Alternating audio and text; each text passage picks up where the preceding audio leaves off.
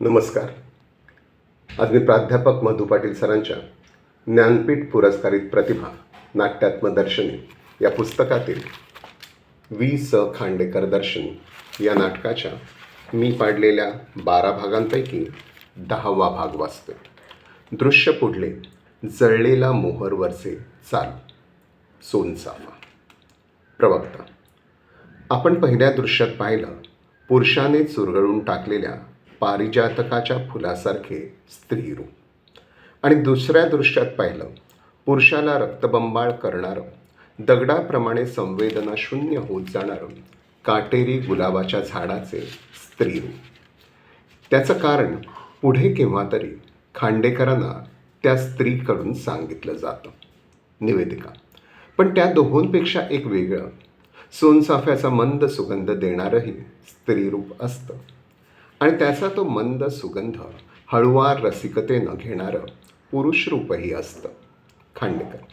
केवळ अनुकूल किंवा प्रतिकूल असं एकाच रंगाचं स्त्री पुरुष प्रेम नसतं. त्यात इंद्रधनुष्याचे अनेक रंग मिसळलेले असतात. तरी पण स्त्री पुरुषांमधील ज्या प्रीतीचे जगातल्या महाकवींनी पोवाडे गायले आहेत, त्याचं मूळ शरीर सुखातच आहे याचं मला कधीच आश्चर्य वाटत नाही. शारीरिक आकर्षणावाचून स्त्री पुरुषांची मने एकमेकांकडे ओढ घेत नाहीत, यात अस्वाभाविक असं काहीच नाही. संगमासाठी 2 नद्यांनी एकमेकांकडे धाव घ्यावी तसंच आहे हे. आणि संगमानंतर नद्या एकमेकांपासून कधीही दूर होत नाहीत. कुंदा. प्रवेश. मी झुळझुळ वाहणारी नदी. रामभाऊ. मी संगमासाठी तुझ्याकडे धाव घेणारा ओढा. कुंदा. मी तुला सुगंध देणारं सोनचाफ्याचं फूल. रामभाऊ. मी या सोनचाफ्याच्या फुलाचा सुगंध घेणारा एक फूलवेडा रसिक. खांडेकर. माझ्यासारखं हे असलं उपमा बिपमांचं काव्यात्म बोलणं पुरे हो. समोरच्या रसिकांना तुमच्यामधलं पती पत्नीचं छान छान नातं कळू द्या ना. रामभाऊ. तुम्हाला आठवतं खांडेकर, कॉलेजमध्ये असताना तुम्हा मित्रांना बालकवींची ती फुलराणी कविता गाऊन दाखवायचो. खांडेकर. किती छान गायचास रे तू. जणू त्या फुलराणीचा तो रविकर का गोजी रवाना, जणू तूच होऊन जायचंस. म्हणून दाखव ना 4-2 ओळी. रामभाऊ. म्हणून परत जाऊ या कॉलेजमध्ये तरुण होऊन. ऐक. हिरवे हिरवे गार गालीचे, हरित तृणांच्या मखमालीचे, त्या सुंदर मखमालीवरती खेळत होती ती फुलराणी. पुरा विनोदी संध्यावात, डोल डोलवी हिरवे शीत, तोच एकदा हासता आला, चुंबून म्हणे फुलराणीला, छानी माझी सोनकलेती, कुणाकडे ग पाहत होती, तो रविकर का गोचिरवाणा, आवडला आमुच्या राणीला. लाज लाजली या वचनांनी साधी भोळी फुलराणी ती. कुंदा. मी म्हणते ना पुढचं. नवरदेव सोनेरी रविकर, नवरी ही फुलराणी सुंदर, लग्न लागले सावध सारे, सावध पक्षी सावध वारे, दवमय हा अंतपट फिटला, भेटे रविकर फुलराणीला, भेटे रविकर फुलराणीला. रामभाऊ. कुंदाला बिलगून. असा हा रविकर भेटे फुलराणीला. खांडेकर. पुढचं तुमचं जीवन अगदी या रविकर फुलराणीसारखं. रामभाऊ. अगदी तसं.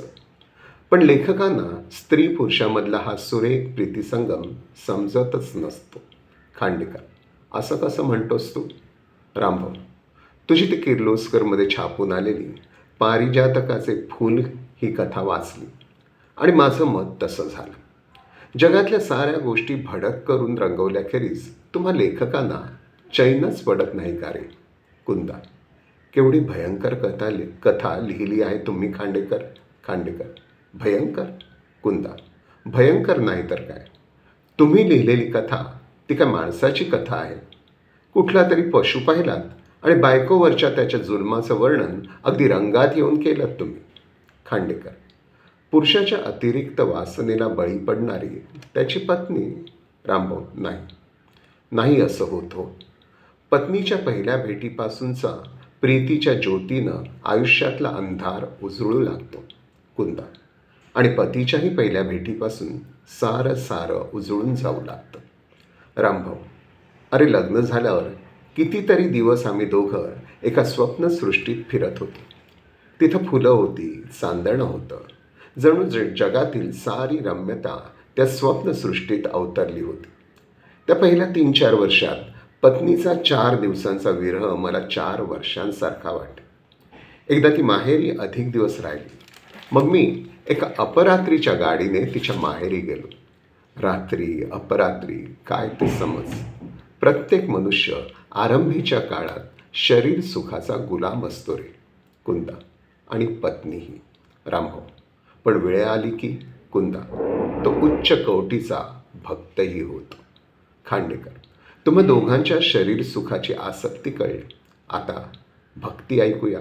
कुंदा, खूप ऐकण्यासारखी आहे ही भक्ती. क्षयानं आजारी असलेल्या बहिणीच्या शुश्रूषेला गेलेली मी तोच प्रसाद घेऊन घरी आले. रामभाऊ, आधीच तिची प्रकृती नाजूक. कुंदा, त्यात या भयंकर रोगाची भर पडली. रामभाऊ, किती औषधं केली. टेकडीवरच्या धनगराच्या वस्तीतही नेऊन रानटी औषधही दिली तिला. कुंदा, खूप केलं यांनी माझं. रामभाऊ, कुंदेला पूर्ण बरी व्हायला 2-3 वर्ष लागली. पण या अवधीत तिचाच नव्हे तर माझाही पुनर्जन्म झाला. खांडेकर, म्हणजे तूही आजारी पडून? रामभाऊ, माझा आजार मनाचा होता. तेव्हापर्यंत माझी आयुष्याकडे पाहण्याची दृष्टी केवळ उपभोगाची होती. पण कुंदेच्या शुश्रूषेसाठी म्हणून मी त्या रानवट दरिद्री झोपडपट्टीच्या खेड्यात राहिलो. तेथेच मी डॉक्टर असल्याने दया म्हणून तर कर्तव्य म्हणून औषध पाण्यासहित त्यांची सेवा करू लागलो. त्या अडाणी दरिद्री लोकांशी समरस होऊन त्यांच्या सेवेला स्वतःला वाहून घेतला. खांडेकर, आणि कुंदेची सेवा शुश्रूषा? रामभाऊ, काय सांगू खांडेकर त्याबद्दल. ज्या शरीर सुखावाचून 4 दिवससुद्धा काढणं पूर्वी मला कठीण वाटे, ते पण त्या 3 वर्षात मी आजारी कुंदेला त्यासाठी त्या हेतूने एकदाही स्पर्श केला नाही. खांडेकर, खरं? रामभाऊ, या गोष्टीवर पुष्कळांचा विश्वास बसणार नाही, पण माझ्या अनुभवानुसार माणसाच्या शक्तीला पुरून उरणारं भव्य उदात्त असं एखादं काम त्याच्यापुढे उभे राहिले तर त्याला शरीर सुखाचा सुद्धा विसर पडतो. खांडेकर, जरा स्पष्ट विचारतो रामभाऊ, रागावू नकोस. तू कुंदेपासून त्या नात्याने दूर राहिलंस. या 3 वर्षात तुला शरीर सुखाची आठवण? रामभाऊ, अनेकदा झाली. सुखाची आठवण होणं हा शरीराचा धर्म आहे, पण जरूर तेव्हा त्याचा त्याग करायला शिकणं हा मनाचा धर्म आहे ना खांडेकर. इथे हा भाग थांबवतो. धन्यवाद.